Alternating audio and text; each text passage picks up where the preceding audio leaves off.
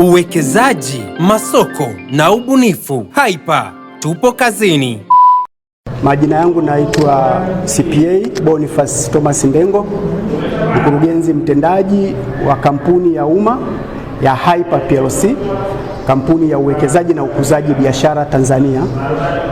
Tuko hapa leo jiji la Mwanza, Tanzania, mahususi kabisa kwa ajili ya uzinduzi wa jukwaa la kitaifa la Tanzania Tuwekeze. Jukwaa hili ni ubunifu wa Hyper ambao unaungwa mkono na serikali kupitia Wizara ya Uwekezaji, lakini pia kupitia sekta binafsi, Chemba ya Taifa ya Biashara Tanzania, na kudhaminiwa na mdhamini mkuu Azania Bank, ili kufanya mambo makubwa matatu. Jambo la kwanza, tunapokwenda kuzindua jukwaa letu, tunakwenda kuzindua kampeni kubwa ya kuwaelimisha umma wa Watanzania kuhusu dhana ya uwekezaji. Watanzania waelewe uwekezaji ni nini, hisa ni nini, hati fungani ni nini, uwekezaji unafanyika kwa namna gani, wanaweza vipi kushiriki kwenye uwekezaji mkubwa wakitumia mitaji midogo, lakini wanaweza vipi kumiliki makampuni makubwa ya ndani na nje kupitia mitaji midogo walionayo. Kwa hiyo hilo ni jambo la kwanza ambalo tunakwenda kulitangaza rasmi kupitia shughuli yetu ya leo. Jambo la pili, jukwaa hili linakwenda kuzindua kampeni ya kujenga makampuni makubwa Tanzania. Mtafahamu kwamba Tanzania ni nchi ambayo uchumi wake kwa asili ni uchumi wa wajasiriamali wadogo, na wengi wakifanya kazi katika sekta isiyo rasmi.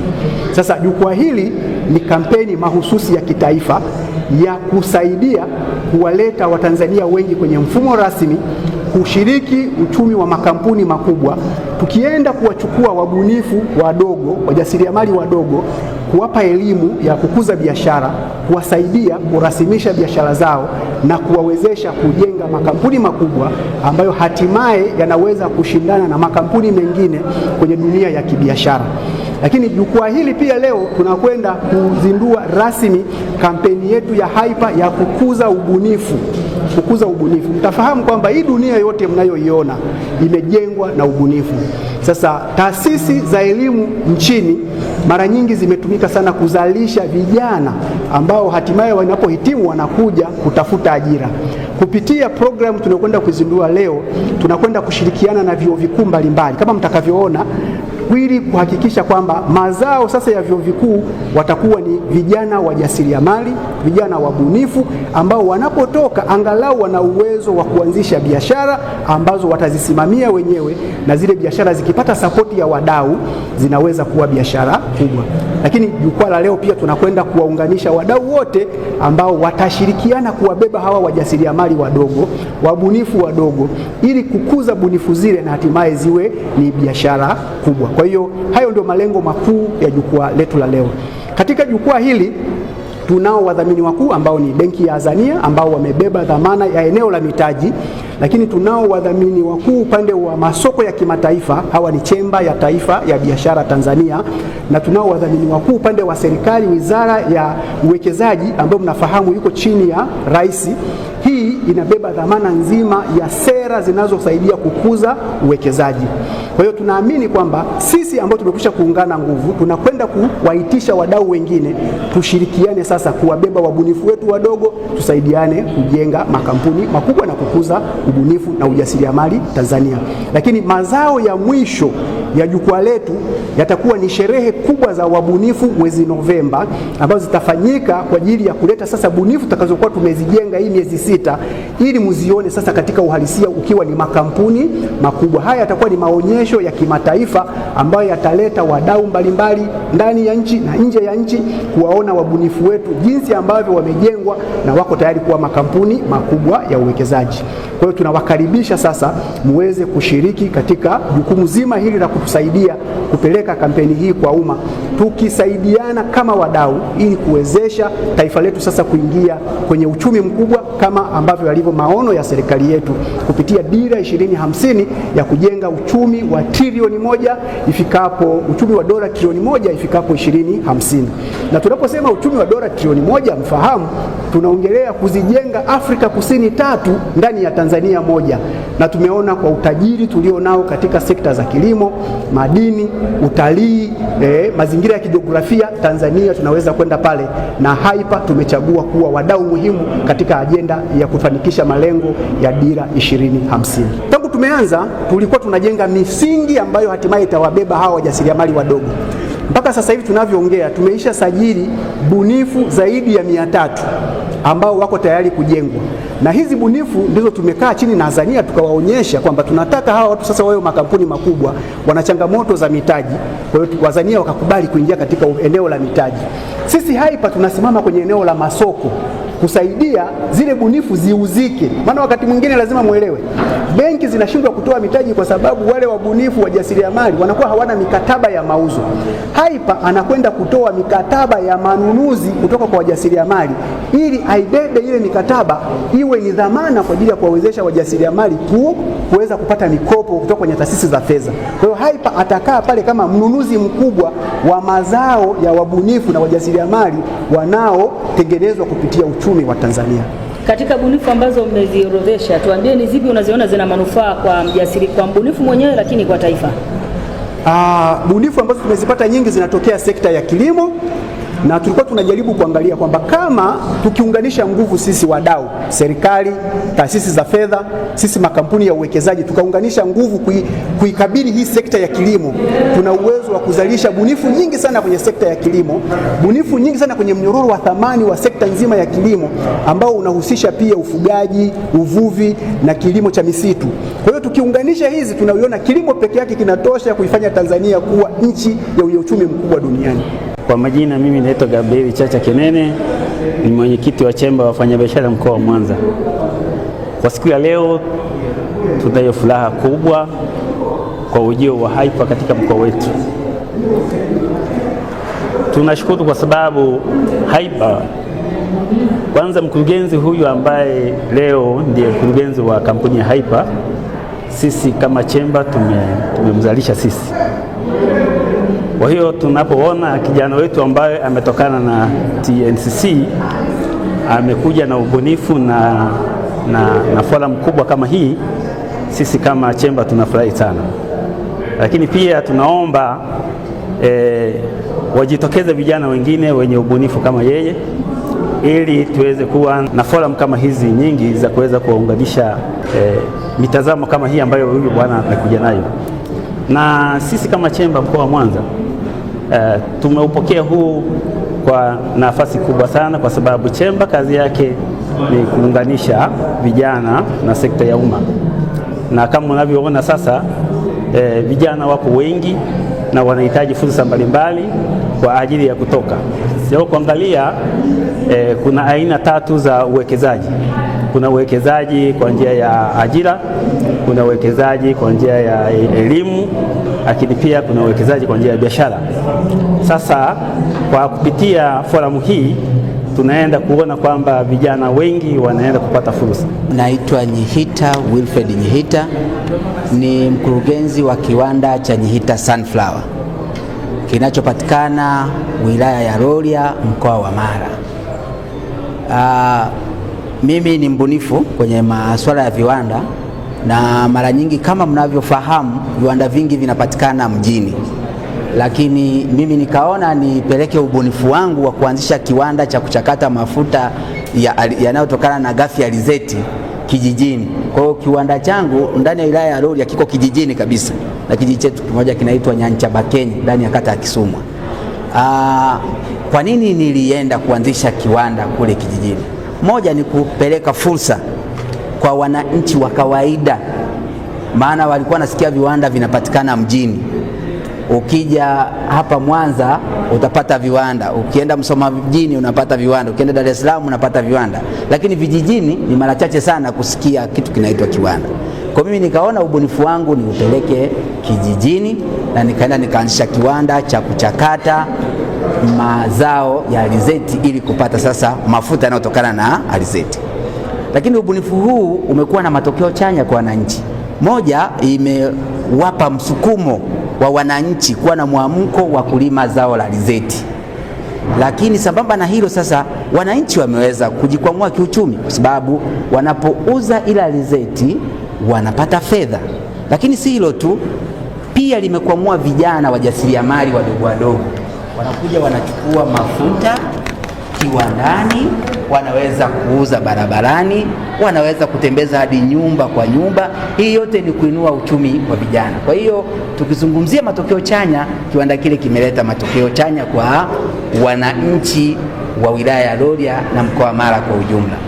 Kwa hiyo tukiangalia dira ya 25-50 tuna focus kwenye masuala ya viwanda, na hasa tunazungumzia pia kujenga zile kongani ambazo zitawasaidia vijana wetu wanaoishi kwenye mazingira ya vijijini.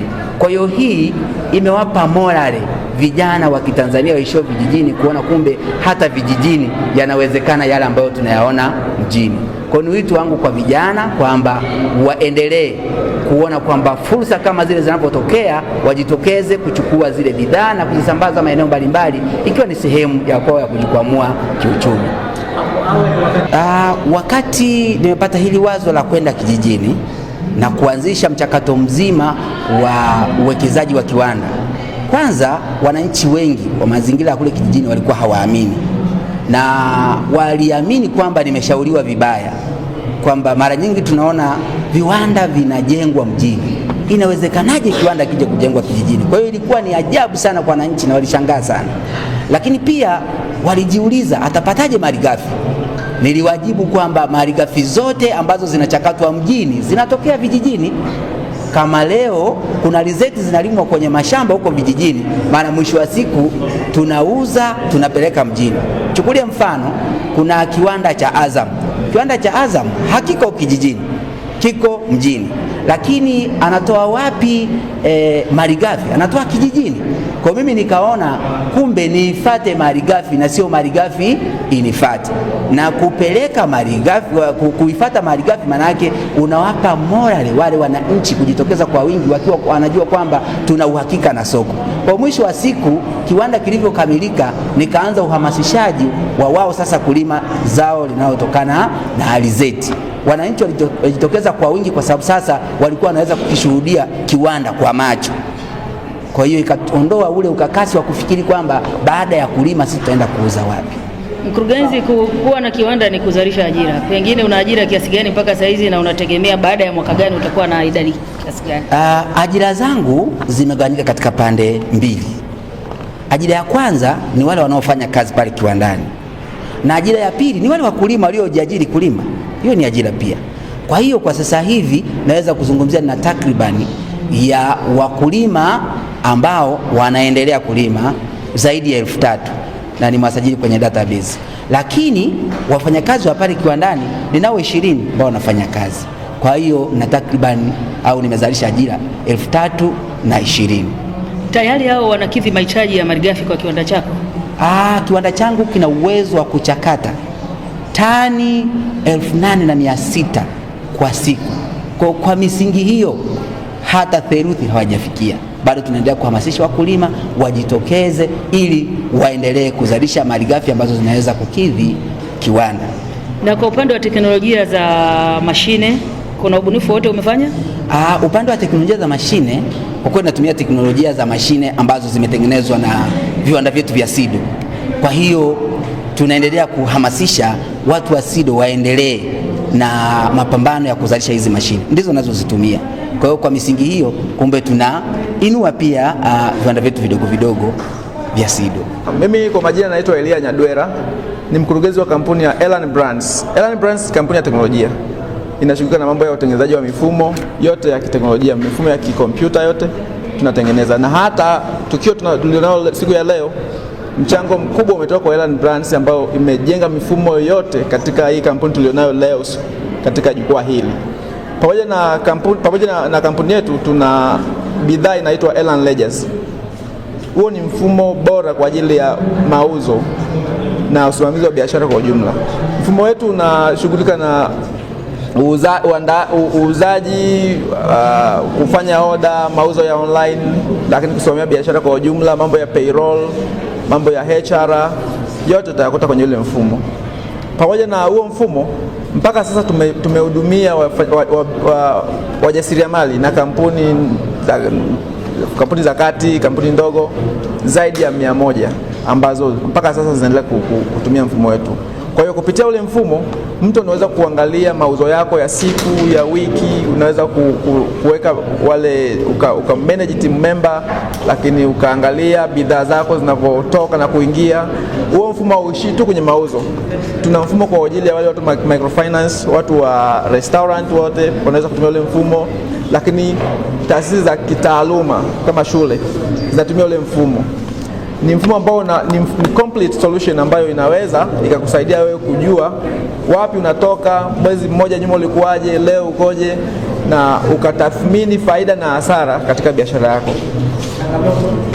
Moja ya changamoto tunazokutana nazo sisi kama wabunifu katika kampuni yetu ni watu wengi hawapendi kutumia mifumo ya ndani, hawaamini juu ya wabunifu wa ndani.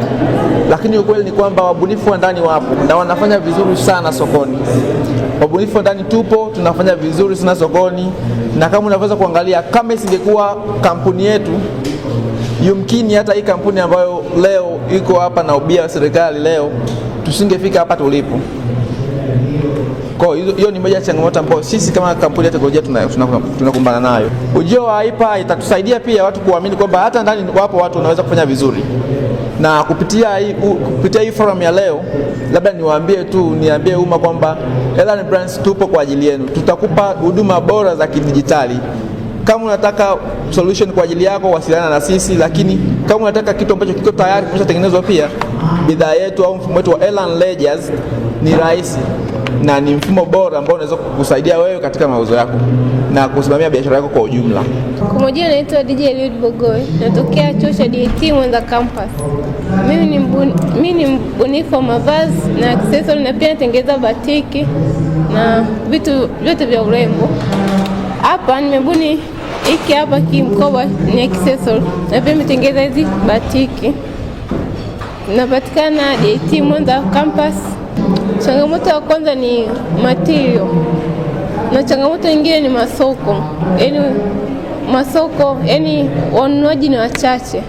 Ushauri wangu kwanza, yaani iwe na support kwa mfano material na mashine. Pia tunabuni mavazi, tunashona mavazi mbalimbali. Kwa mashine ni changamoto kidogo, pia ni material, upatikanaji wake so rahisi sana. Kwa hiyo tunaomba support kwa hiyo. Kwa majina naitwa Justin Kipara Rogers, ni mwanafunzi wa chuo cha DIT ambaye nafanya kazi ya uchakataji wa ngozi. Kama ambavyo inavyoonekana, kuna ngozi ya chatu, alafu kuna ngozi ya ng'ombe. Sisi tunapokea raw material kutoka machinjioni. Baada ya hapo tunazianzia process kama point ya kuadi value ya hide na skin. Kwa wafugaji, tunaona asilimia kubwa ya wafugaji hawana elimu ya hivi vitu, wanatumia kuexpose kama vitu ambavyo havina kazi. Sasa mimi kama mchakataji nazichukua alafu naziconvert kuwa leather ambazo tunaweza tukatengeneza bidhaa tofauti kama viatu, mikanda na sendo. Lakini hizi hapa inakuwa ni exotic leather. Process zake inakuwa tofauti na hizi ambazo zinaweza zikatumika kutengeneza pia mikoba, lakini pia inakuwa ni vivutio kwa watalii. Program ya Tanzania Tuwekeze. Sisi ni kampuni ya umma Hyper PLC. Tunabuni miradi ya uwekezaji jumuishi. Tunaelimisha na kushauri umma kuhusu hisa na uwekezaji. Tutembelee kupitia www.hyper.net au piga *149 *46 *23 alama ya reli.